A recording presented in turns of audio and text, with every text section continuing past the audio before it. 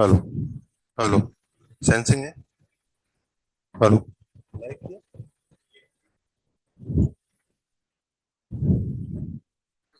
Hello check check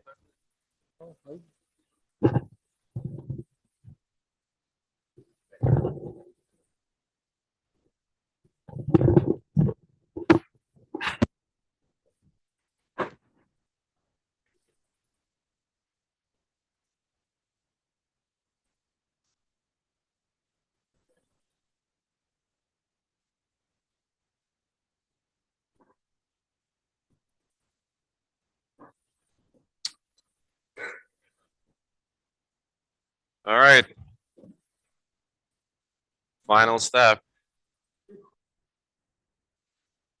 So last time we talked about the use of generative AI, adversarial network, and we started from the vanilla flavored GAN, which was to generate a synthetic image from a random input, right? Random noise as an input.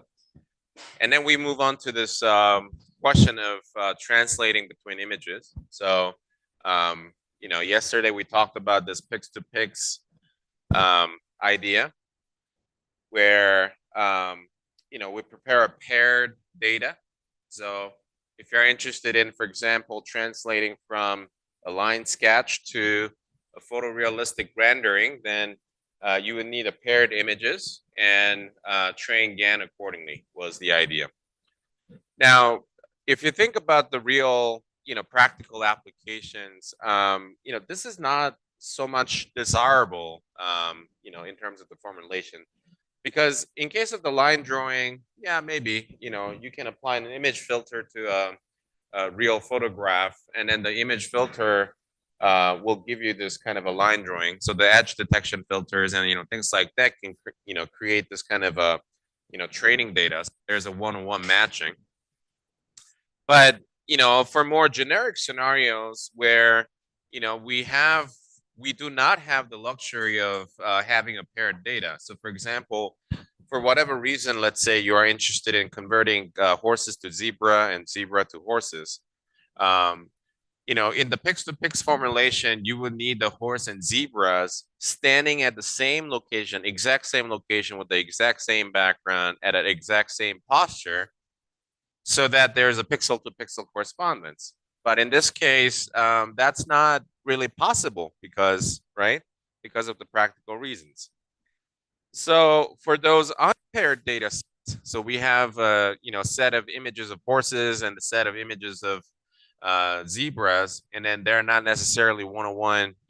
There's no one-on-one correspondence. So how can we leverage this kind of data set is really the idea of the algorithm that we're trying to explore. So again, since we do not have the input-output pair, the previous formulation of the pix-to-pix is not really, available for this kind of problem. So to this end, Zhu et al. Came up with this idea of cycle-consistent adversarial network, or for short, cycle GAN. The idea of cycle GAN is actually surprisingly simple. So we're considering here a pair of different GANs. Okay, so we're two GANs. So each GAN, we have two neural networks, right? Discriminator and the generator competing against each other. And then we have another pair of discriminator and generator, okay? And, oops.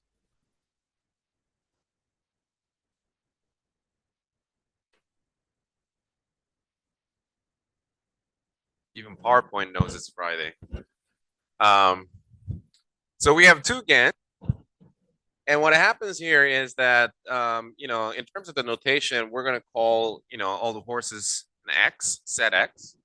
And then we call all the zebras set Y. And then the two generators work in both ways. Why is it moving automatically? Works in both ways. So you can consider a generator that generates a zebra image from horses, right? So that's one generator. And then there's another generator that generates horses from zebras, okay? And what we're going to do is to define a loss function called a cycle consistency loss. The idea of cycle consistency loss is that, you start from a zebra generator. So you start from a horse. Using the zebra generator, you generate zebra. And then from that zebra image that is generated by, from the horse image, we apply the horse generator, which is the function f, to generate the horse image again. And if both the zebra generator and the horse generator does its job, then, if you go back and forth, when you come back here, the horse image generated by this process should be the same as the original image. So mathematically speaking, you start from a set X, map it to set Y, and then come back to set X. The discrepancy between the reconstruction is what's defined as a cycle consistency loss. Of course, you can go the other way around. So you start from zebra this time, use a horse generator to generate horse images, and then go back to the zebra image. And then again, you start from the set Y to set X, and then come back to set Y, and then you measure the difference between the two. So that's the reconstruction error defined as the cycle consistency loss. So on top of the GAN loss, you add the cycle consistency loss, and then you train, the two generators together, two GANs together. And as a result of that, you can achieve something like this. So as you can see here, the exact same horse. Now we have a stripe pattern. Of course, this is a frame by frame generation, so it's not a video generation algorithm. So for each individual frame, independent from other frames, we're generating the zebra pattern from the horse image. So when we play this as a video, you can see a little bit of fluctuation of the stripe pattern, but other than that, it looks pretty realistic. Of course, here's actually a funny failure case of the cycle GAN algorithm. So we have a guy sitting on a horse, and if you apply cycle GAN, this is kind of what you get. The reason is because, in this particular model, the ImageNet database was used for ImageNet database. There's a class named wild horse, and then there's also a class named zebra, and then you can extract, lots of images of zebra and lots of images of wild horse, and then train cycle GAN to make the conversion between the horse and zebra. But then in that particular class of wild horse, there was no human at all in the training data set. So the model, which has never seen humans with the animal, doesn't, is unable to distinguish the human body from the horse. So this is a really funny, failure case. But the cycle GAN, trained in this manner can help a lot of engineering applications. So here's one of the very recent publications in the Journal of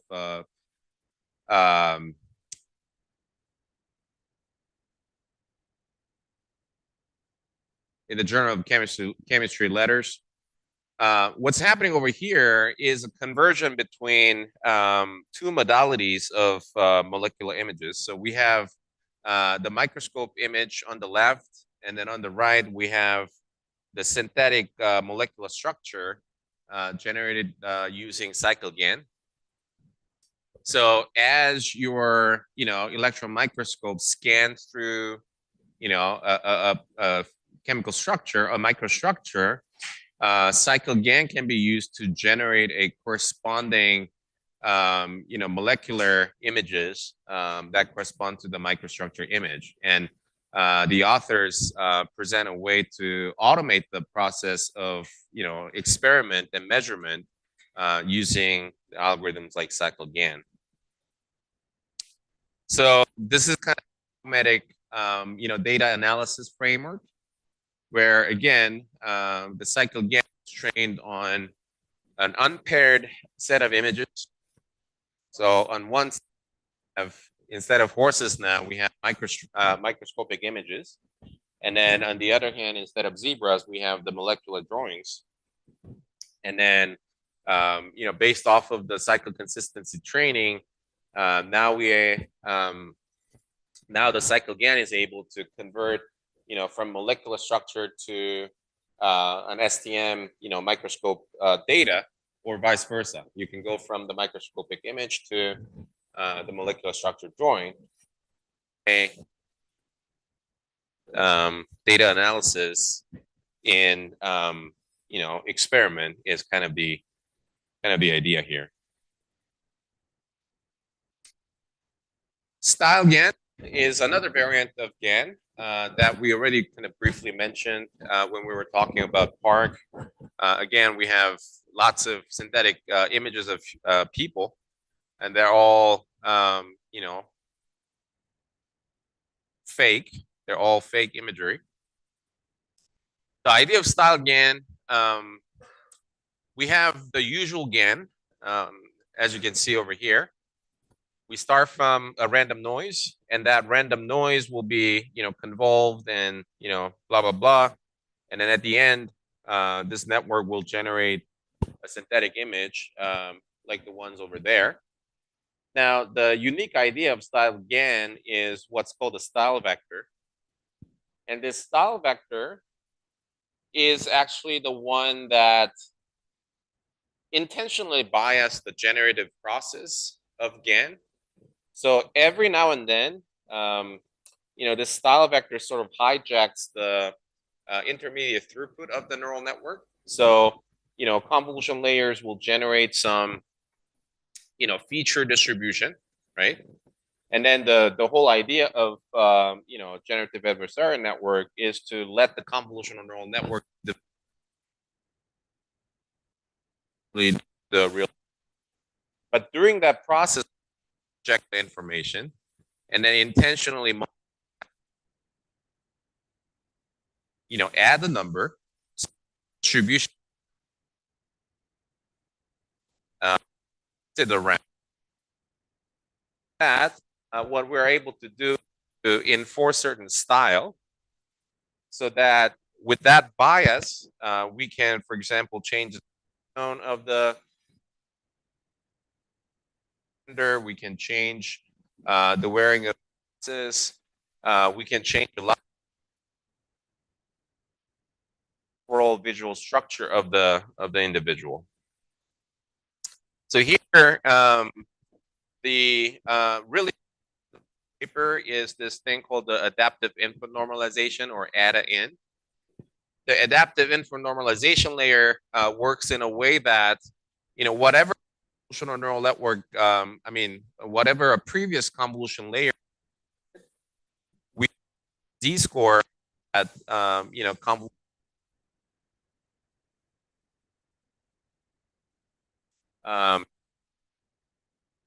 of a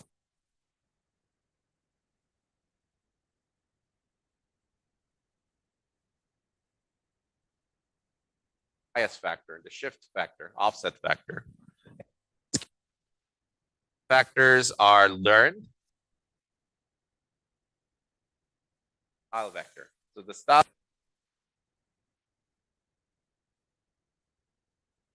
term is the offset term, learned from data. So you can see over here, we have different styles of different individuals. So we have source A and source B, and then in between we have the blending of those different individuals. So if you mix this lady over here with this lady, this is what you get. That they sort of inherit of each other. kind of or like this black woman over here combined with this little child, right? And then as a result, we have something in between, right? That inherits the skin tone and things like that. So this is you can learn, use it to manipulate um, the generated images. So again, in terms of the engineering applications, the style vectors can define, different material species. So let's say you have, a certain, copper alloy, and then certain other alloy, and then you want to train a neural network to generate synthetic images of those, alloys, and depending on the whole composition, the microstructure images will have different styles, right? And then the style vector obviously is something that can allow you to bridge different styles across different compounds and different alloys, and so on and so forth. I just brought this video because I thought this was brilliant.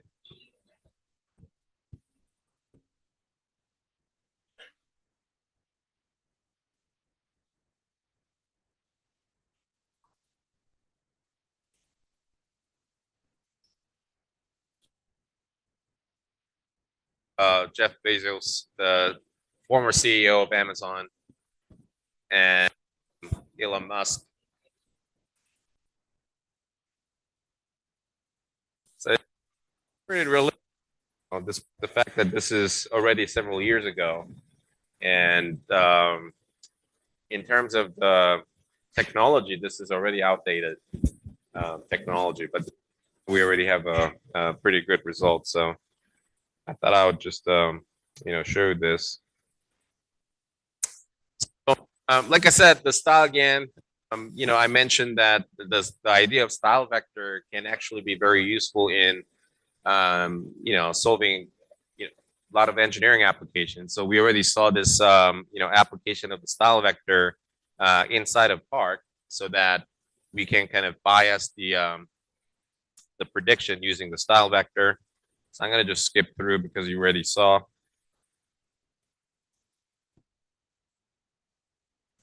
Pretty overview of generative adversarial networks, or GAN. Unfortunately, the world of deep learning changes really fast. So GANs are now a little bit outdated. Nowadays, everything is diffusion modeling. So this session is going to be about diffusion models.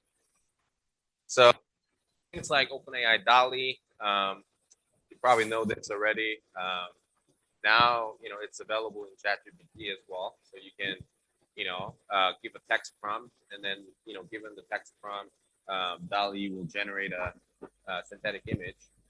So, not only the models nowadays are able to generate a synthetic image out of, some random seed input, the models are now able to connect the dots between, the text data versus image data. So if you look at the generated images, they're all very,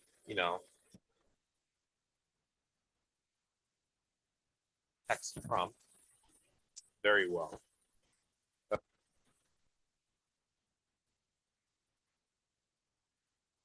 Image-gen is the diffusion algorithm.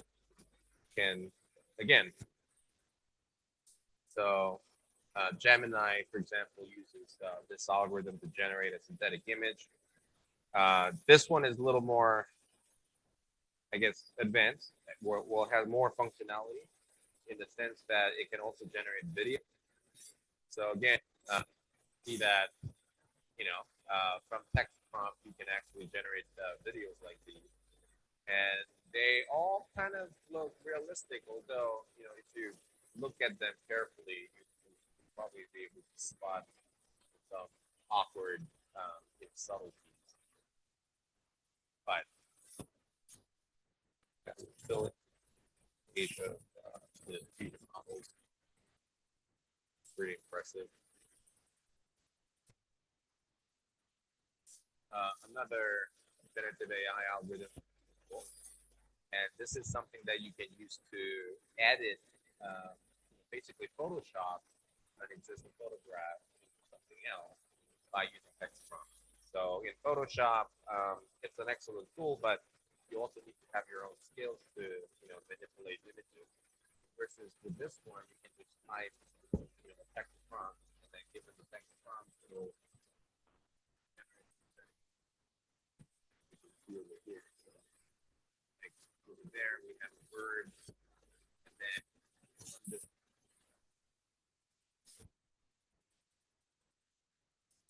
as a result of that,